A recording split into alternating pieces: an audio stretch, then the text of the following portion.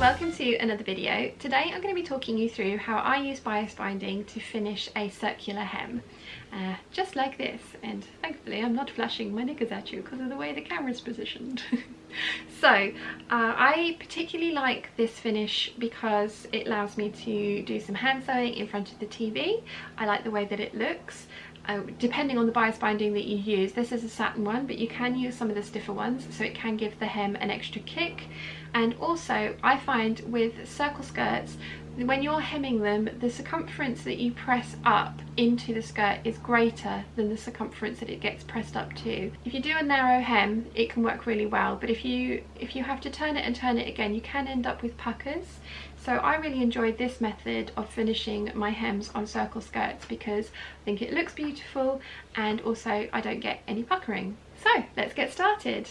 So to hem a circle skirt with bias binding, the first thing that you want to do is you want your bias binding with the right side of the binding, so the bit that you can't see any raw edges, to the right side of the skirt. Now I have folded back about an inch of the bias binding to start, and I have pinned it so that the raw edge of this folded piece meets the raw edge of the skirt.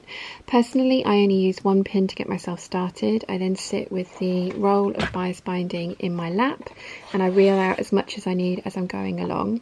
And what you want to do is run your line of stitching in that crease there of the fold, keeping the raw edge of the binding up against the raw edge of the skirt, and you're going to sew that the whole way round. The bias binding has been sewn to the edge of the skirt, and this is the start and stop place. So to start with, I'd folded it back about an inch and sewn it down, and then when I finished, I've overlapped by about an inch. So it just means that when we fold this round like this, it's all going to be encased. And what I tend to do is kind of fold that under and stitch it all down by hand when I finish the hem. The first thing we need to do is actually press the hem. So we've got the bias binding on the wrong side, and what we want to do this time is, rather than fold it over in half, we want to fold the entire thing to the inside of the skirt, and we're going to press that so that you can see about a 1/16 or an 1/8 of an inch of the skirt fabric on the inside of the hem, and we're going to do that the whole way round. Once you've pressed everything up, the last thing that we need to do is finish off the hem by hand. So I've got my thread, and you want a thread that's going to match the print that or the fabric that you're using the best. And what you want to do is, so I've already started and I've anchored my thread on the seam allowance back here.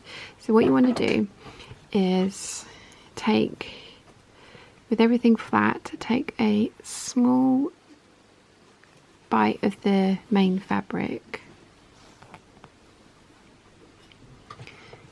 So there's a couple of threads there, and then you want to push your needle into the crease on the binding so that your needle is running along that crease, and about an inch through, and then just repeat. And there are lots of different methods for hemming this kind of thing. This is my preferred way of doing it. I find with circle skirts, the circumference of the hem, which is here, that you're turning up is greater than the outer edge of the circle once you've turned it up. So you don't want to sew your stitches too close together because you could end up with it puckering and it will take you twice as long, which is why I use stitches that are around about an inch between. So into, trying to do this in the viewfinder, and into the bias binding and out again along the crease, and then a small couple of threads from the main fabric, and repeat, and just go the whole way around, and then your skirt is finished. So you need to do some twirling.